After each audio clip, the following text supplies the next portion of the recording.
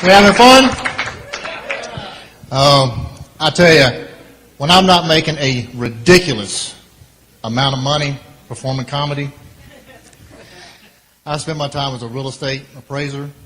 The guy that comes out and measures your house, looks in the crawl space, goes through the women's panty drawers. Yeah, the women look at me kind of funny when I'm doing that. They're like, "What's my panty drawer got to do with the value of my house?"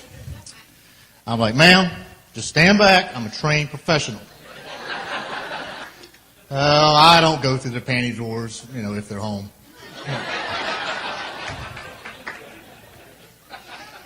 With the ladies, they always ask me when I call them, "My house is a little messy. Is that going to make a difference?" Well, yeah. But no, I don't care if it's a little messy. But if I step in dog crap, that's $10,000. You're listening to Alaska Real Estate Podcast. I'm Chris Story, your host for great adventures in real estate. This podcast made possible in part thanks to Alaska Housing Finance Corporation, your partner in real estate all around Alaska, online at ahfc.us. Today, you'll hear from Austin Perez with NAR. Austin's back in Washington, D.C. He's going to bring us the 411 on flood insurance. Also, book notes, does Pooh Bear hold the key to success in his fat little honey-covered paw? Find out right here on Alaska Real Estate.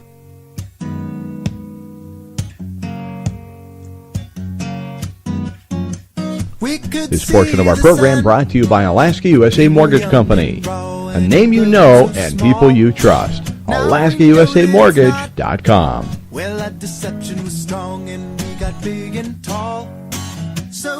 Austin, welcome to the program. What do you do for NAR? I'm a policy rep. I'm essentially the subject matter expert on all things environmental, property rights, land use. Flood insurance happens to fall in that area. The way I like to think of it is, it's all the challenging, issues that no one else wants. That's how I like it. I mean, at least it's not my last issue. I was lobbying immigration for farmers over at the American Farm Bureau, and that's a no-win prospect right there. But really? Environmental issues, it seems like there's quite a bit more opportunity to get things done around DC. Well, what is going on with flood insurance specifically? What's the latest? What if you had to put it in a nutshell? How would you do it? We just got a 5-year reauthorization bill passed. We've actually been working on this bill for I guess it's at least as long as I've been here. So 4 years or longer. Essentially, it's most people don't understand that what we're talking about is a reauthorization of the program. So there's a federal program that sets the requirements that flood insurance be available, and that program partners with private insurance companies who do the administration, the managing. They're the ones that actually issue the policies, but it's essentially the rates and everything else are set by the federal government through the FEMA. And so what happens is in order for this federal program to continue issuing flood insurance, it has to have authority to do so by law. That authority expires periodically. It tends to be every 5 years, but it's taken Congress about that amount of time in order to fully reauthorize the program for another 5 years. So since 2008, there's been somewhere around 18 extensions, short-term, month-to-month kind of extensions, sort of kicking the can down the road, while Congress either worked on other issues or continued to try to figure out what reforms would be necessary to flood insurance in order to reauthorize it. Well, explain the concept behind it sunsetting, the authorization sunsetting every 5 years or every so often. What's the rationale of not just having a permanent solution here? Well, I think it just gives Congress the opportunity to revisit the program. I mean, I'm not aware of very many programs that are reauthorized for more than a very fixed period of time. I'm not exactly sure why 5 years exactly. I mean, some programs it's 10 years, some are 5 years. It's not exactly clear. But I think it's just a way for the for Congress to revisit the issue. Pretty much the issue that's been holding up a full-blown reauthorization of the program had nothing to do with flood insurance.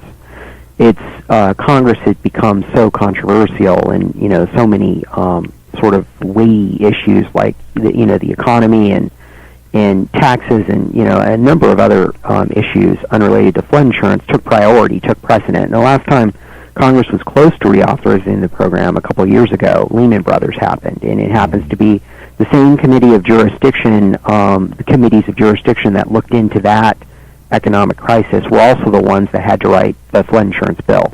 So, and also in the meantime, because so few things were getting through Congress, because the level of partisanship has risen so high, that one of the common strategies is to lump everything together. So flood insurance was put together with unemployment insurance and a bunch of other programs which were controversial, which created opportunities not to be able to move a 5-year bill. I guess the real story here is this is a bill that passed 400 plus votes in the House. There's only 435 members in the House.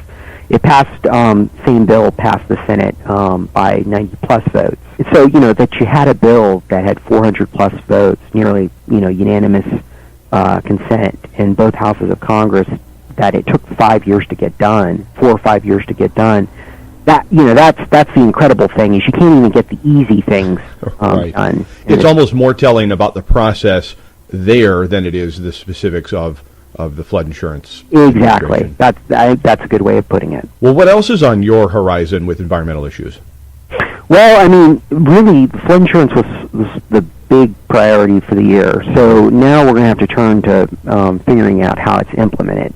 Congress, by its nature, delegates a lot of decision-making to the regulatory process. And so we're going to have to keep an eye on that. We had to make a number of compromises. There was a real question about whether flood insurance was going to be reauthorized for everyone. I mean, there's stories, that you see in newspapers about older properties which up until now had a subsidized rate. They would get these steep subsidies because at the time that they were built, there was no flood insurance, so they had no ability to react. But 40 years later, that rationale no longer holds true. In order to get the 5-year reauthorization for everyone, including those that had a subsidized rate, those subsidized rates would have to phase out. What it means is that for older properties, some are going to see they're going to lose their subsidies. Their rates are going to increase over time.